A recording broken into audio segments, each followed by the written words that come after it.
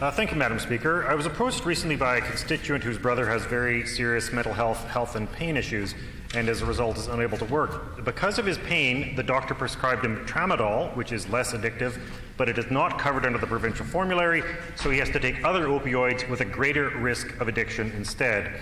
Given that we have an addictions and opioids crisis in Manitoba, will the Premier ensure that drugs like tramadol are covered so that Manitobans can access less addictive drugs rather than addictive drugs being the default? The Honourable Minister of Health, Seniors and Active Living.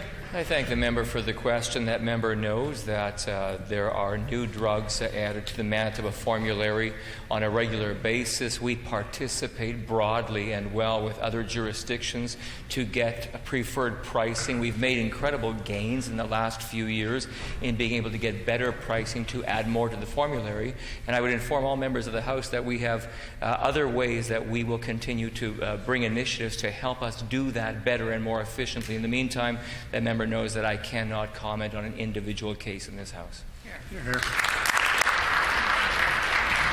The Honourable Member for St. Boniface on a supplementary question. Thank you, Madam Speaker. During the break, I had an opportunity to meet with an addictions nurse working at Apasquia Cremation. She's doing an incredible job of running an opioid replacement and treatment program.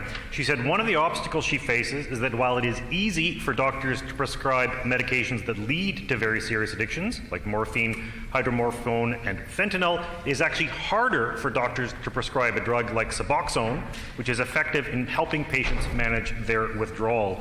Will this government ensure that it is as easy for doctors to prescribe Suboxone to treat addiction as it is to prescribe OxyContin, morphine, or fentanyl? The Honourable Minister of Health, Seniors and Active Living. And the member knows that this government has been leading when it comes to addressing the issue of opiate overprescribing. As a matter of fact, we became the first jurisdiction in Canada to allow our EMS personnel to give acamprosate and other drugs.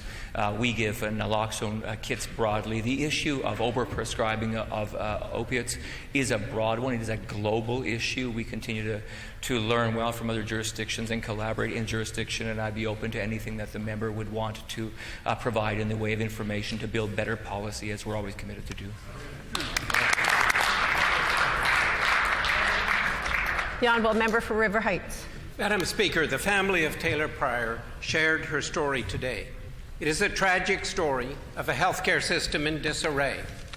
Taylor Pryor was an amazing young woman, in the words of her family, a world changer, who suffered a concussion and saw her life turned upside down.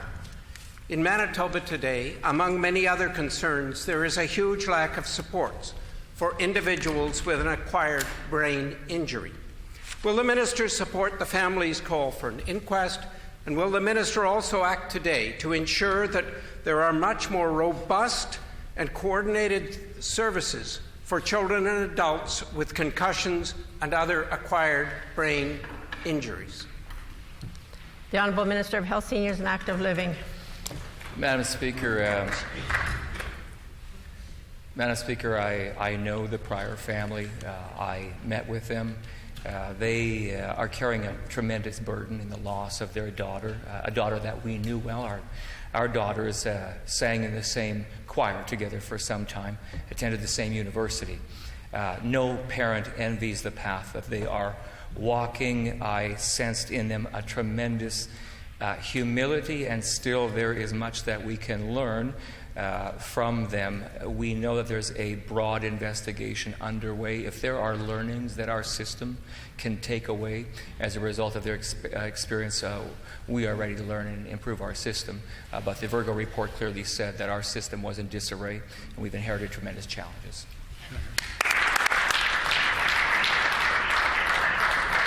The Honourable Member for Brandon East. Thank you, Madam Speaker.